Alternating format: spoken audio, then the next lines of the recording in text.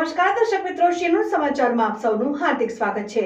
ડભોઈ કોંગ્રેસ પક્ષ દ્વારા પાલિકા પ્રમુખ ઉપર ગેરકાયદેસર રીતે ખનન કર્યાના આક્ષેપ લગાવ્યા બાબતે આજે કોંગ્રેસ દ્વારા વડોદરા જિલ્લા કલેક્ટરને આવેદનપત્ર આપવામાં આવ્યું।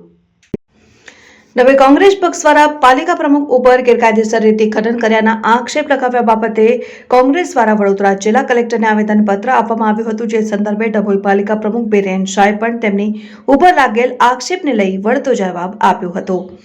ડભોઈ નગરમાં છેલ્લા 6 દિવસથી પાલિકા પ્રમુખ બિરેન શાહ ઉપર કોંગ્રેસ પક્ષ કોર્પોરેટર અજય રાઠવા દ્વારા ગેરકાયદેસર રેતી ખનન કર્યાના આક્ષેપ સાથે તેમની 2 ટ્રક પકડાવીને પોલીસને જાણ કરાઈ હોવાની લઈ રાજકારણમાં ગરમાવો જોવા મળી રહ્યો છે। તેવામાં આજે કોંગ્રેસ જિલ્લા પ્રમુખના નેજા હેઠળ ભાજપના ડભોઈના નગરપાલિકા પ્રમુખ બિરેન શાહ ઉપર ગેરકાયદેસર રેતી ખનન મુદ્દે ગંભીર આક્ષેપ સાથે વડોદરા જિલ્લા કલેક્ટરને આવેદનપત્ર પાઠવવામાં આવ્યું હતું। ત્યારે ડભોઈ નગરપાલિકાના પ્રમુખ બિરેન શાહ દ્વારા આજે તેમના ઉપર લગાવેલ આક્ષેપ સાથે તો જવાબ આપવામાં આવ્યો અને જણાવ્યું હતું કે હું છેલ્લા ઘણા વર્ષોથી રેતી કબજીનો વ્યવસાય કરું છું। મારી ગાડીઓ હાલ પ્રમુખ પદ પર હોય મિત્રને ભાડે આપેલ છે। સાથે મારા પાસે કોઈ હિટાચી મશીન નથી જેથી હું ખનન કરી શકું। કોંગ્રેસ દ્વારા લગાવેલ આક્ષેપ તદ્દન પાયાવિહોણા છે।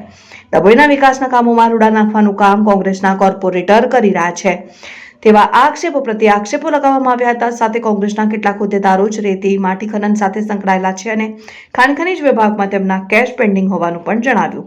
રિપોર્ટર મિત પાંચી, શેનું સમાચાર ન્યૂઝ, ડભોઈ। જે ગેરરીતિની વાત આવી એ તદ્દન પાયાવિહોણી છે। મારી પાસે 5 થી 6 ટ્રકો છે। હું ધંધો 20 વર્ષ ઉપરાંતથી કરું છું। રહી વાત પ્રમુખ થયા પછી કામગીરીની જવાબદારી વધારે વધતા હું આ કામગીરી મારા મિત્રોને આપેલી છે, એ હેન્ડલિંગ કરે છે। આરસી બુકમાં મારું નામ હોય એટલે જરૂર નથી કે પ્રમુખની સ્થાને જ આ કઈ કઈ થતી હોય। ખનીજ ચોરી કોણે કરી છે એ વિગતવાર માહિતી એ પક્ષના જે પકડી છે એ વધારે માહિતી આપશે, કેમ કે 3 ટ્રકનો ઉલ્લેખ છે। 3-4 ટ્રકનો આજે 2 ટ્રકો મારી મુકાવડાઈ છે એમને। તો મારી ગાડી શું ડ્રાઈવરો જાતે ભરવા ગયા હતા નીચે ખનીજ કે કોઈ ધમધમકી તમે લોકો લઈ ગયા હતા? ત્રીજી ટ્રક શું કોઈ કોર્પોરેટર કે તાલુકાના હોદ્દેદારની હતી જે તમે છોડી દીધી? એ મારો બી એવો આક્ષેપ છે। તમે આવેદનપત્ર આપો છો તો વાંધો નથી, પણ ત્યાં સાથે સાથે આ બી જોવાનું હોય કે તમે કઈ રીતે કામગીરી કરો છો। વધુ વાત કે ડભોઈમાં વિકાસનું હરણફાળ માંડી રહ્યું છે ત્યારે દરભાવતી બની રહ્યું છે ત્યારે ધારાસભ્યની દેખરેખ હેઠળ અમે કામગીરી કરી રહ્યા છીએ અને આવા આક્ષેપો થઈ રહ્યા છે। આક્ષેપોને મેં ફગાવું છું અને વિકાસમાં વિવાદ નહીંના સૂત્ર સાથે હું આગળ વધું છું।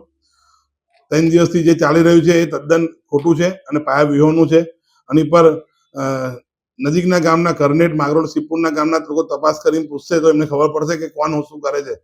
365 દિવસ ત્યાંથી રેતી ઉલે જાય છે ને એ કોણ કરે છે એ એમને ખબર જ છે। જે આવેદનપત્ર આપવા ગયા તેમાં પણ કેટલા હજુ હાઈકોર્ટમાં કેસો પેન્ડિંગ છે ખાણ ખનીજના। તો એ શું એટલે એ લોકો સાવકાર થઈ ગયા? એ તપાસનો વિષય છે।